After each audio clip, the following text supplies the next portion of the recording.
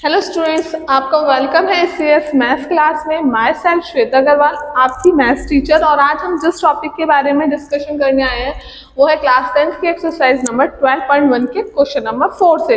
और शुरू के हम 3 क्वेश्चंस अपनी पहली वीडियो में कंप्लीट कर चुके हैं, जो आप वहां जाकर देख सकते हैं। और अगर आपको मेरे वीडियोस में समझ में आ रहा है तो मेरे चैनल को सब्सक्राइब, वीडियो को लाइक भी जरूर कर दीजिएगा। चलिए हम शुरू करते हैं क्वेश्चन नंबर 4 को। क्वेश्चन नंबर 4 में क्या बोला है? The wheels of A car are of a diameter 80 centimeter each. How many complete revolution does each wheel make in 10 minutes when the car is traveling at a speed of 66 kilometre per hour? तो अगर हम देखें तो ये wheel है, ठीक है। अगर ये व्हील है तो अगर जिस टाइप से मतलब कुछ व्हील होता है ना, ये इस टाइप से, तो अगर ये हमारा व्हील है तो उसने क्या बोला है क्वेश्चन में कि जो व्हील है उसकी डायमीटर कितनी है? 80 सेंटीमीटर है। तो अगर इस और स्पीड जो है वो स्पीड कितनी है? 66 किलोमीटर पर आवर, ठीक है, पर आवर है। अगर मैं इसको और डिस्टेंस टाइम कितना है, कितने टाइम में 10 मिनट्स में वो कितने बोलेगी, नंबर ऑफ रिवॉल्यूशंस बताना है हमें। तो हमें मिनट्स को पहले आवर में चेंज कर देना। और 1 मिनट में कितने होते हैं? ठीक है, एक आवर में 60 मिनट्स होते हैं। तो फिर 1 मिनट में कितने हो जाएंगे? 1/60। ठीक है, हमें ये पता है कि एक आवर में कितने मिनट्स होते हैं? 60 मिनट्स होते हैं। तो 1 मिनट में कितने हो जाएंगे? अगर हम 1 मिनट की बात करें तो 1/60। तो इसीलिए मैंने 1/60 करा। ठीक है, ये हमारा थोड़ा सा रफ काम है, तो मैंने आपको समझाने के लिए बताया बस। अब हमने यहाँ पे क्या किया? अगर हम इसे सॉल्व करें तो ये हो गया 1/6 आवर।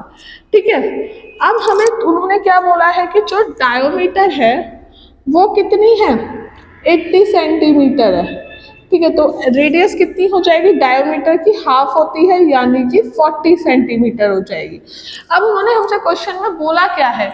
अगर हम क्वेश्चन की बात करें तो क्वेश्चन में उन्होंने बोला है कि द डिस्टेंस और नंबर ऑफ रिवॉल्यूशन निकालने, तो उसके लिए हमें डिस्टेंस भी निकालनी होगी। ठीक है, डायमीटर थी, डिस्टेंस बराबर हम पे क्या होता है फॉर्मूला? डिस्टेंस बराबर हम पे होती है, डिस्टेंस के लिए हम लिख सकते हैं स्पीड इंटू टाइम। क्या लिख सकते हैं? Speed into time. स्पीड हमें कितनी दी है? 66। टाइम कितना है? 1/6। ठीक है, किलोमीटर। अब इसको इससे काट दिया तो 11, तो हमारा आ गया 11 किलोमीटर। लेकिन जो हमें डिस्टेंस डायमीटर दी है वो सेंटीमीटर में दी है, तो हम चलिए क्यों ना किलोमीटर को सेंटीमीटर में कन्वर्ट कर देते हैं, यानी कि हम मल्टीप्लाई कर देंगे 1 लाख से। तो यानी कि हम करेंगे यहाँ पे 1,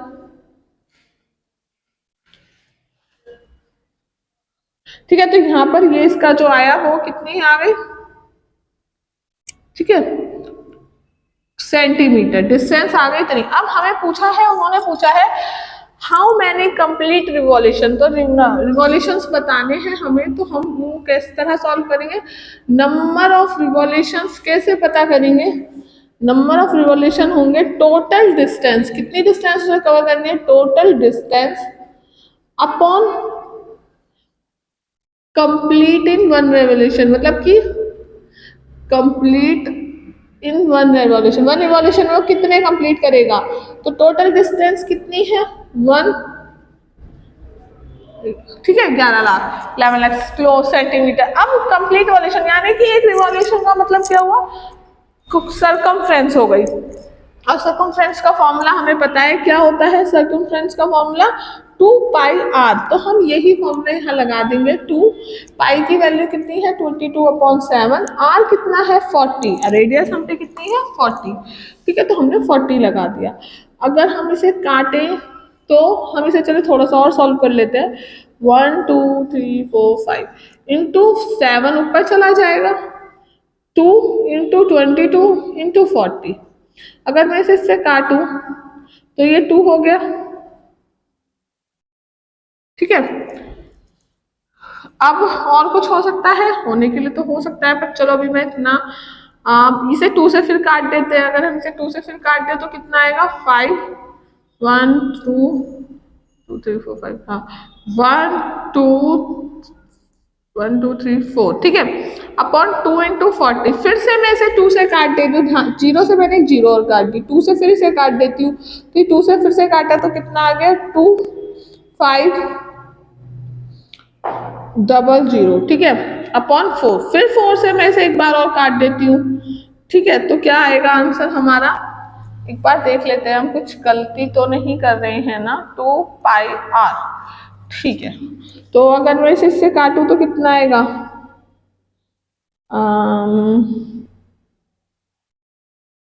5 चौक 20, 5 छः 24,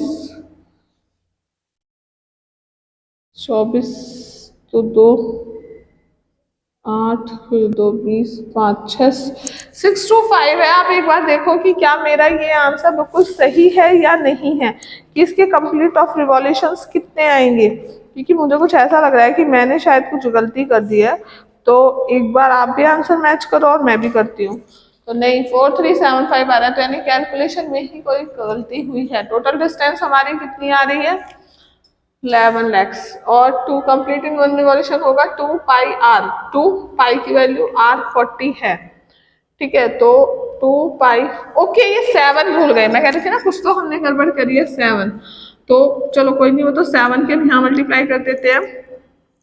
तो 7 पर 7 5 जा 35, सिंपल सी एक छोटी सी मिस्टेक कर गए थे। 7 5 तो 35 का 3, 7 2 तो 14 और 3 17 का 1 43, यस, ये हमारा करेक्ट आंसर है। सिर्फ एक 7 भूलने से देखो कितना आंसर में चेंजेस आ गया था। वो तो मैंने भी कई बार करा चुकी हूँ इस क्वेश्चन को, इसलिए कुछ मुझे दिमाग में था कि इसका आंसर तो शायद कुछ और है। तो मिस्टेक कुछ भी ना करें, कोई भी छोटी से छोटी मिस्टेक्स भी हमारे पूरे क्वेश्चन को बदल देती है। तो एक बार जल्दी से इसे नोट कर लीजिए, फिर हमने क्वेश्चन नंबर 5 को शुरू करेंगे। आपको समझ में आया ना, नंबर ऑफ रिवॉल्यूशंस कितने होंगे, 4375। एक व्हील जो है इतनी डिस्टेंस को कवर करने के लिए नंबर ऑफ रिवॉल्यूशन इतने लेगा, यानी इतनी बार पहिया घूमेगा। तो आप एक बार जल्दी से नोट कर लीजिए।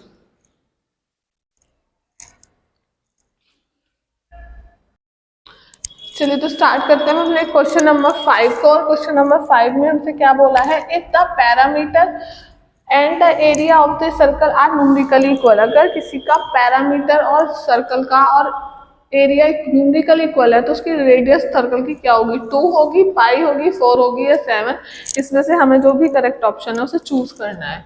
तो क्वेश्चन के अकॉर्डिंग क्या है, पैरामीटर एरिया इक्वल है। पैरामीटर का फॉर्मूला क्या होता है, अगर हम पैरामीटर के फॉर्मूले की बात करें तो वो होता है 2πr। एरिया की बात करें, अगर एरिया ऑफ सर्कल क्या होता है, πr²।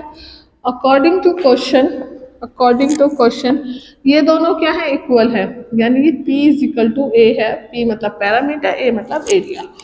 तो 2πr इज इक्वल टू है हमारे पास πr²। पाई से पाई कट गया, 2r, ये r² का मतलब हो गया 2 बार r, एक r से एक r कट गया, तो 2 इज इक्वल टू r। तो रेडियस आ गई 2 यूनिट, यानी कि 2 आई ना r, तो 2 यूनिट आ गई। यही हमारा इसका आंसर है। तो ये तो बहुत इजी था, जल्दी से नोट कर लीजिए। फिर हम अगले वीडियो में मिलते हैं नेक्स्ट एक्सरसाइज के साथ। और ये 12.1 हमारी कंप्लीट हो गई है, और हम कल से करेंगे 12.2। तो आप, अगर आपको समझ में आ रहा है तो प्लीज प्रैक्टिस जरूर कीजिए, क्योंकि बोर्ड के एग्जाम में या कोई भी मैथ का एग्जाम हो, प्रैक्टिस से ही होता है। सिर्फ देखने और समझने से कुछ भी नहीं होगा, मेन होती है प्रैक्टिस। क्योंकि मैथ्स के लिए एक लाइन बहुत फेमस है, प्रैक्टिस मेक मैन परफेक्ट। तो प्लीज प्रैक्टिस जरूर कीजिए देखकर। और अगर आपको समझ में आ रहा है तो वीडियो को लाइक भी जरूर कीजिएगा।